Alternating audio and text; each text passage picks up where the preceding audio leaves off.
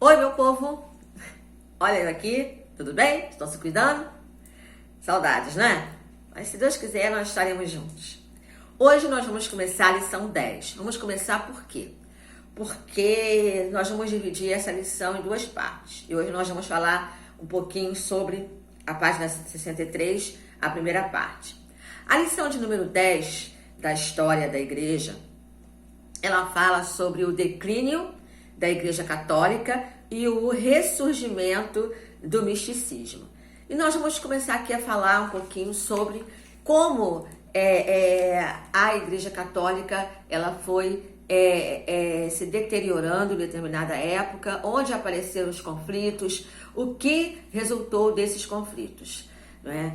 É interessante lembrar um pouquinho, na semana passada nós falamos sobre alguns papas e o tipo de comportamento que eles tiveram. E é interessante que aqui na página 63, lá no finalzinho da lição 9, vem dizendo que foram 3 grandes papas: Gregório I, o Grande, Gregório VII e Inocêncio III, que marcaram a época da Igreja Católica e colocaram a Igreja Católica medieval no topo das decisões espirituais e temporais, não é? Como nenhum Papa conseguiu chegar. E essas temporais eram exatamente naquelas épocas de conflitos políticos, conflitos de guerra, né? Onde o Papa ele entrava ali para tomar as decisões. Ele se tornava um líder do povo, um líder político do povo. Mas hoje nós vamos falar esse declínio. Como aconteceu esse declínio? Porque a igreja começou a se envolver com o Estado. A igreja começou a se envolver com a política. A igreja começou a tomar decisões além das espirituais. Porque a igreja, no caso, ela deveria caminhar pelo caminho da espiritualidade. Mas aqui nessa época não. Que foi chamada durante muito tempo a Era das Trevas. Isso foi bem antes da Reforma Protestante. Tá bom, pessoal? Daí já começou daí é bom você pensar que a Reforma Protestante já viria mais tarde, até em função do abandono da igreja às questões espirituais, né? Inclusive aqui, o autor da página 63, ele diz que muita gente equivocadamente pensa que o retorno às escrituras sagradas se deu com Lutero e Calvino. Ao contrário, muito antes da reforma, houve sim tentativas de acabar com a crise moral e espiritual que a Europa estava vivendo. Tá? Então, bem antes disso, porque a coisa começou a complicar mesmo. E a pergunta que o autor faz aqui, que nós gostaríamos de responder aqui juntamente com vocês, é o quê? Onde a Igreja Católica falhou? Onde a Igreja Católica errou? Primeiro, ela falhou no caráter do clero, ou seja, no caráter da liderança. Os sacerdotes eles estavam se comportando em decadência moral e espiritual.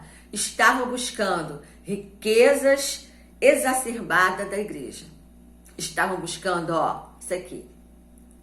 Se você pensar assim, poxa vida, professora, mas hoje em dia muitos líderes espirituais, independente de ser católicos ou não, até mesmo no meio evangélico, às vezes estão buscando riquezas materiais. Então a história pouco mudou. É verdade. A famosa frase, a história se repete sim, infelizmente.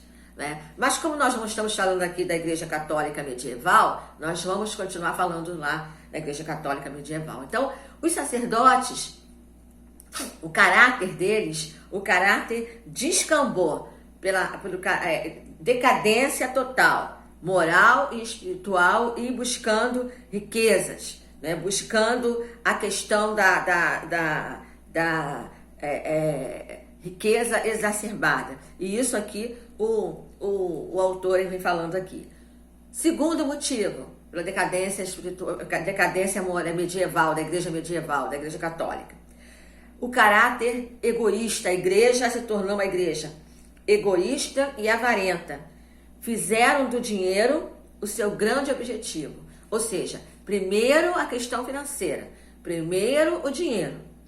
Então, isso aí se tornou algo extremamente grave, que levou a igreja a cair. Lembra que Jesus falou?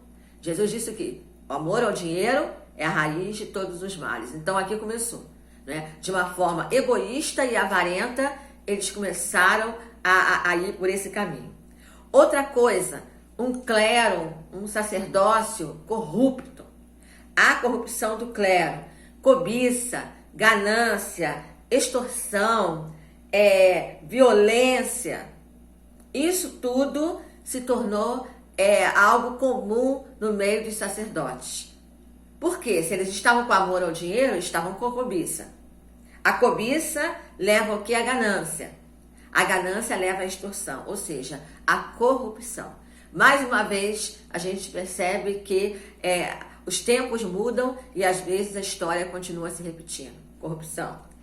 Outra coisa, imoralidade na alta cúpula, ou seja, lá na liderança. A imoralidade, a embriaguez, glutonaria, imoralidade sexual dentro do clero. Se vocês viram lá, como eu indiquei para vocês, O Nome da Rosa, se ainda não puderam ver esse filme, assistam esse filme. Esse filme, ele mostra mesmo, ele toca na ferida dessa sujeira imoral que existia com os sacerdotes.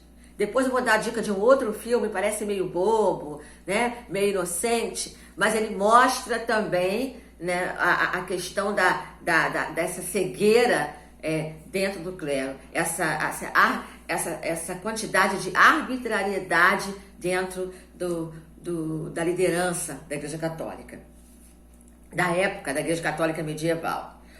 Outra questão também, porque uma coisa foi levando a outra, olha, caráter caído, egoísmo, corrupção, imoralidade. Outro motivo, um evangelho adulterado.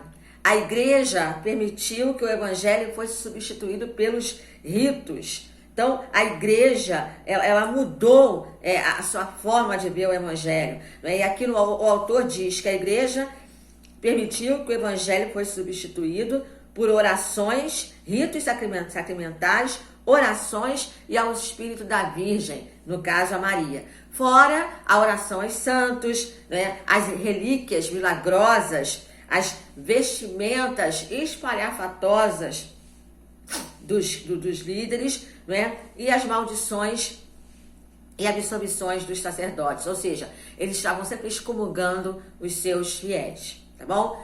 Vamos parar por aqui hoje e na próxima aula nós vamos continuar aqui falando sobre essa decadência e daqui a pouco eu vou sugerir lá um filme para vocês assistirem também, tá bom?